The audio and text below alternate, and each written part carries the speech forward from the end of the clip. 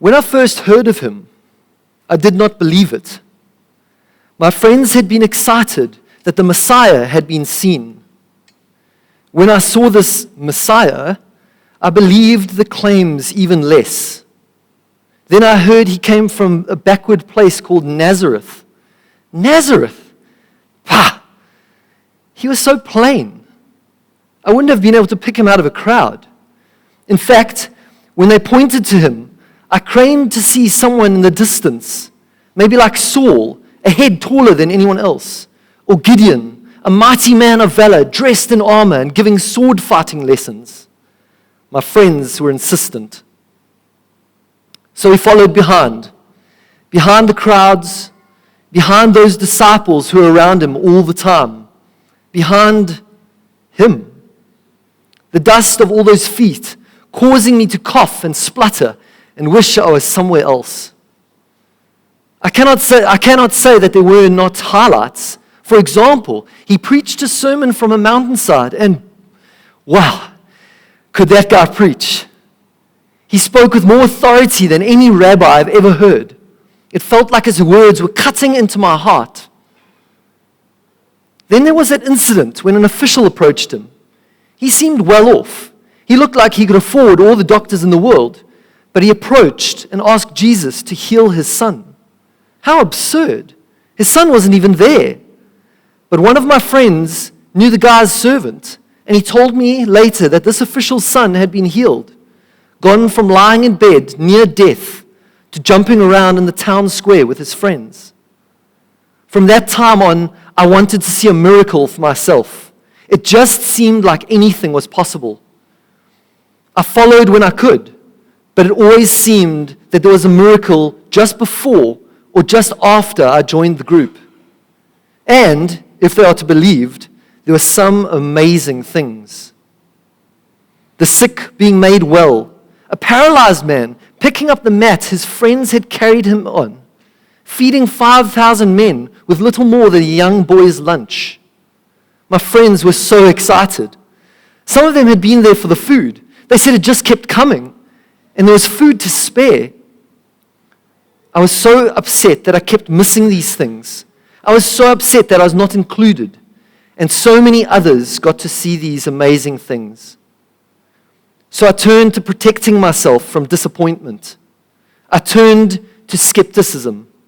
I became skeptical of even my friends' stories. What was the point?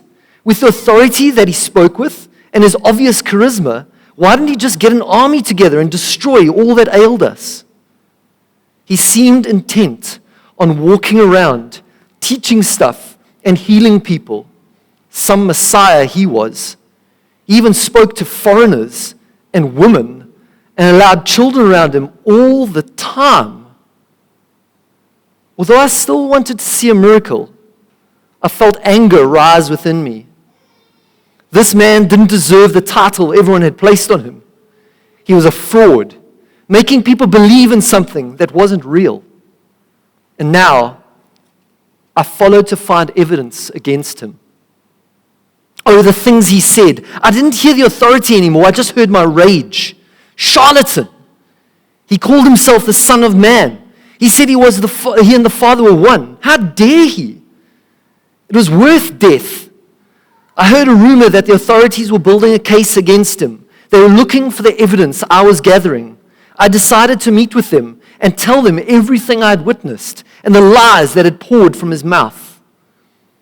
On the morning of my meeting, as I left my home, who should be outside talking to some people but that false Messiah? I edged around the group, making a wide berth. But then I heard my name. It was the sweetest sound I've ever heard. The way he said it. Just as he said it, it caused a flutter in my heart. I felt a peace I could not understand descend. Suddenly the fury within me melted away. I was frozen in place. He walked around in front of me and looked at me. I couldn't look away. He held my gaze. His eyes were full of compassion. He stared at me like he knew me. If you are the Messiah, why are you not doing anything? Why are you just strolling around? Why do you people suffer? Why do I suffer? He smiled. Why have you not asked me before? You've known all along where I am. I've been waiting for you. Just believe and let me take care of your questions. From that day on, I followed, not for the miracles, but for him. My rage fell away. My impatience at his slow pace dropped off like old rags. We were sent out, and I did things in his name. Wow, it was like believing in his authority had opened a whole new world. We were able to do what I'd only heard of up until then. But then a rumor was heard among us that he had started to talk about his own death. He had told his close friends that he would be killed. But he also said that he would come back from the death. Even his inner circle didn't understand. They kept asking questions we had too. But he was always vague and simply kept his eyes on us, smiled, and redirected everything to just believe and let me take care of your questions. Then the unimaginable happened. I heard one of his own disciples had gathered evidence against Jesus. He had been doing what I had wanted to do. But even after everything, he had carried it through. He had gone to the council and offered him up like a lamb for slaughter. At that moment, even his closest disciples ran away.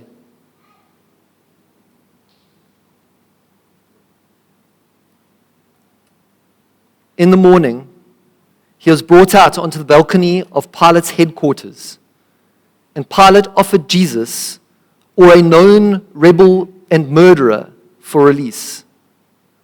The people chose the criminal. And worse, they called for Jesus' crucifixion.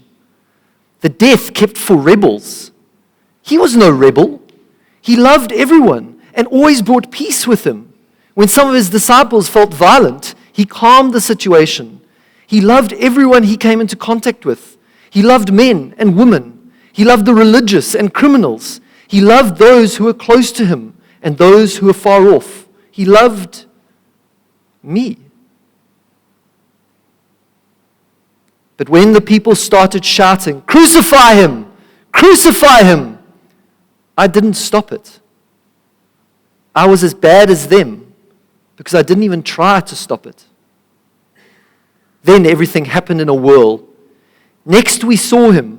He was bloodied and bruised, wearing a crown that looked like it was made of thorns, and he was carrying his crosspiece on his bleeding shoulders. The crosspiece looked heavy and roughly cut. There were probably splinters and chips of wood digging into his open wounds. He must have been in agony. He got a little relief when they asked that man, who looked like he was from a distant land, to carry it for a while. But it wasn't long before they had Jesus, my Jesus, lying awkwardly, his arms tied to the crosspiece. More terror was to come. A nail was lined up with his wrists, and a heavy-looking mallet. With one blow, just one, the nail shot into the wood. By now I was crying. I might as well have been hammering the nails myself. I had been so angry. I'd had so much unforgiveness. I'd hated people. I'd hated myself. I'd hated him. They dropped the cross into the ground. The jarring brought another grunt of pain. My eyes were fixed on his face as he grimaced. What now? There was no way out. No healing. No saving. No authoritative words. No army rising up. And yet, he looked at me, and even through his half-shut eyes and bleeding face, he conveyed love to me. It was as if, even here, he knew me and took a special care over me. The disciple I knew as John and Jesus' mother were close by. He seemed to even have a conversation with them as they clung to each other, weeping. John nodded. Tears poured down his face. He hugged Mary tighter, her face buried in his shoulder. Then a darkness covered the land, and it felt like all of creation wept. The heaviness was unbearable, and I fell to my knees and hid my face from him. I felt like I had let him down. Hours passed. Jesus moaned some words. It hurt me just to hear him try to speak. His breathing gurgled. It sounded like, "It is finished." The rest was a blur. I moved away and watched from a distance as two men took the body down and carried it away to be buried. The small crowd, which had stood transfixed throughout, dispersed. Sadness filled us all. My heart was broken. The teacher was dead, and there was no more. It truly was finished. I wandered aimlessly home. There's no coming back from this one. But he said he would.